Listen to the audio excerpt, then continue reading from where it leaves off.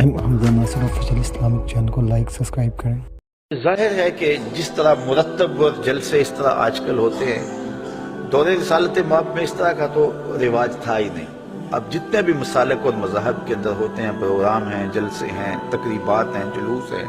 تو اس طرح کا سٹائل اس دور میں تو یقیناً تھا نہیں۔ مرور زمانہ کے ساتھ جو یہ چیزیں آ گئی، لیکن روح اگر وہی ہے تو اختلاف نہیں ہے۔ باقی اس عنوان سے بیٹھے ہوں، بات کی ہو، تو یہ صحیح احادیث سے ثابت ہے۔ حضرت امیر معاویہ رضی اللہ تعالیٰ عنہ کی مرویات سے ہے کہ حضور علیہ السلام مسجد نبوی میں تشریف لائے تو صحابہ بیٹھے ہوئے تھے، تو بیٹھ کر کے وہ ان کا باہمی کسی عنوان سے گفتگو کا، جلسے کا سٹائل تھا، بلکہ حدیث کے لفظ ہیں کہ حضور آئے تو فرمایا ما اجلسکم، تم کیوں بیٹھے ہوئے ہو، تمہارے اس جلوس کا، بیٹھنے کا، جلسے کا کیا مقصد ہے؟ تو صحابہ نے جو جواب دیا وہ سننے کے قابل ہے۔ انہوں نے کہا جلسنا نذکر اللہ و نحمدہ علی ما ہدانا للاسلام و من علینا بکا، حضور ہمارے بیٹھنے کا مقصد یہ ہے کہ ہم اللہ کی حمد بول رہے ہیں، اس کی ثنا کر رہے ہیں، اس کا شکریہ ادا کر رہے ہیں اس بات پر کہ اس نے ہمیں ہدایت اسلام دی اور آپ کی صورت میں ہمارے اوپر کرم فرمایا، وَمَنَّ عَلَيْنَا بِكَ، آپ کی صورت میں ہمارے اوپر کرم کیا۔ اور اگر اس کو حضرت حسان بن ثابت کے لہجے میں دیکھنا چاہو تو ان کے لفظ یہ ہیں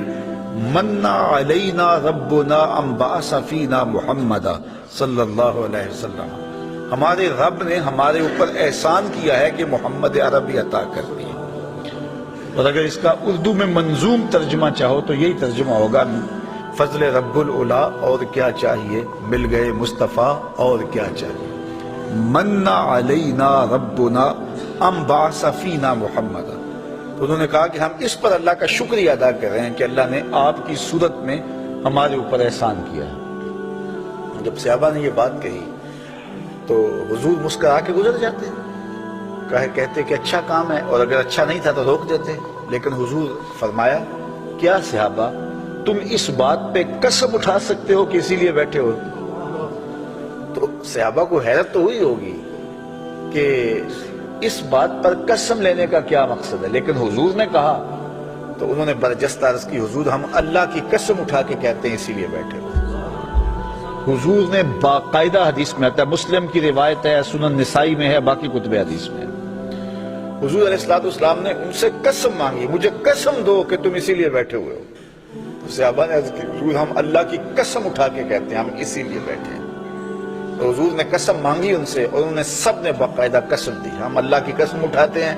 ہم اسی لیے بیٹھے ہیں کہ آپ کی صورت میں اللہ نے جو ہمارے اوپر انعام کیا ہے اس پر اللہ کا شکر ادا کر رہے ہیں۔ تو جب صحابہ سے باقاعدہ حضور نے قسم لے لی اور انہوں نے قسم دے دی تو حضور علیہ السلام نے فرمایا صحابہ میں تم سے جو قسم لی ہے وہ کسی تہمت کی بنیاد پر نہیں لی، کوئی شک نہیں تھا تمہارے قول کی صداقت پر کہ میں نے قسم سے تصدیق چاہی ہو، بلکہ ماجرا کچھ اور تھا، اور وہ کیا تھا کہ میں حجرے میں تھا، اتانی جبریل علیہ السلام، میرے پاس حضرت جبریل امین آئے، تم باہر بیٹھ کے مجلس کر رہے تھے اور میں حجرے میں بیٹھا ہوا تھا، اتانی جبریل علیہ السلام،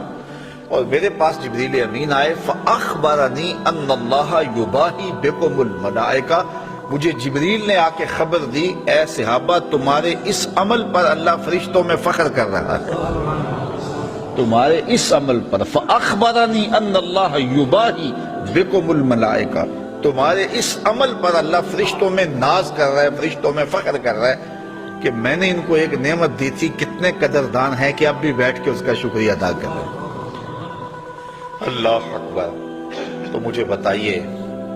آج اگر میں اور آپ بیٹھ جائیں اور جمع ہو جائیں، چلو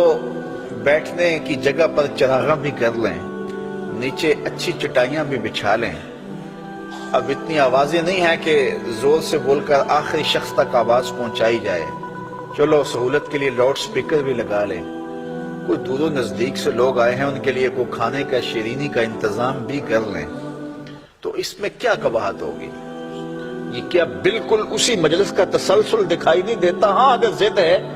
تو اس پر بڑی باتیں کی جا سکتی ہیں اور کی بھی جاتی ہیں، لیکن اگر ضد نہیں ہے، انصاف کی نظر سے دیکھا جائے تو اگر اسی عنوان سے میں بیٹھ جاؤں اور آپ بیٹھ جائیں اور ہم جو ہے وہ اپنے رزق سے اس کے لیے کوئی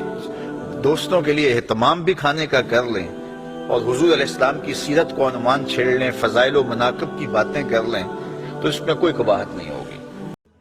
ایم حمزہ ناصر آفیشیل اسلامک چینل کو لائک سبسکرائب کریں۔